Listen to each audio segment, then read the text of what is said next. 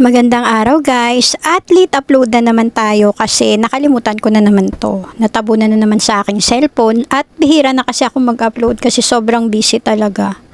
Dahil dito sa aking mga alaga at syempre dito sa bahay. So pag ganong time kasi minsan pinapahinga ko na lang. At ayan kasi yung time na nagpa-vaccine na ng first vaccine ng aking mga puppies after ng kanilang deworming. Nagpa-home service na lang kami kasi mas convenient yon para sa akin kasi ang dami nila. At ang hirap nilang dalhin kung dadalhin ko sila lahat. Then, isinabay ko na rin kasi yung anti-rabies ng aking mga malalaking aso at mga pusa at ng mga kuting kasi pwede na silang magpa-anti-rabies. At buti na lang may kaibigan si Habi sa SG na may kahilalang vet dito na nakapag-communicate kami sa kanya. At nagkasundo naman kami na i-home service na lang niya. At ayan po si Doc Bong Santos at napakabait naman niya at napakaaga niya guys. 7 AM pa lang nandito na siya. At ayan, binaksin niya na isa-isa ang aking mga puppies. Yung aking mga malalaking aso, anti-rabies yung sa kanila kasi importante yon. Kasi since expired na yung kanilang mga anti-rabies, importante yun para sa kanila at para sa amin. Although hindi sila lumalabas at hindi sila nagpapalaboy-laboy sa labas, importante na may anti-rabies vaccine ang inyong mga alaga guys. At syempre para safe din ang tong aking mga puppies kasi since hindi pa sila pwede mag-take ng anti-rabies vaccine, di ba?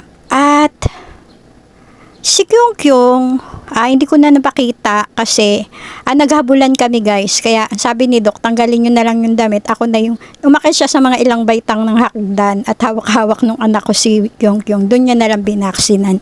Then yung mga malalaking aso, hindi ko na rin na-videohan kasi medyo struggle kasi since hindi pa nila kilala si Doc, nagtatahol sila. Syempre, medyo nag-alinlangan si Doc kasi ang lalaki nila kaya hinawakan ko ng maayos yung mga aso kaya hindi na ako nagkaroon ng chance na mag-video. At naging okay naman lahat at syempre, hindi naman nila kilala si Doc, hindi rin kabisado ni Doc yung mga aso kaya kailangan hawakan ko ng maayos. At ayan si Doc Santos, in case ilalagay ko dito yung kanyang FB or itatag ko siya dito para kung merong gustong magpa-home service kung at least 3 or more dogs or cats, mas okay magpa-home service. Madali siyang kausap guys at hindi siya nagcha-charge ng malaki, at least transpo lang. 'Di ba?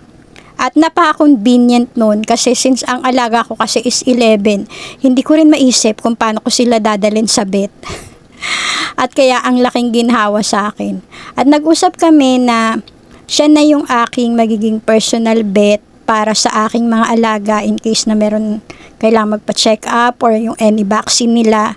Siya na yung kukontakin ko at nagkasundo naman kami. At ayan ng aking si Choknat, medyo nangayayat yan kasi ang lakas dumedi ng kanyang mga anak nung mga nakaraan at nagbabawi pa lang yan. At ayan na sila after the vaccine.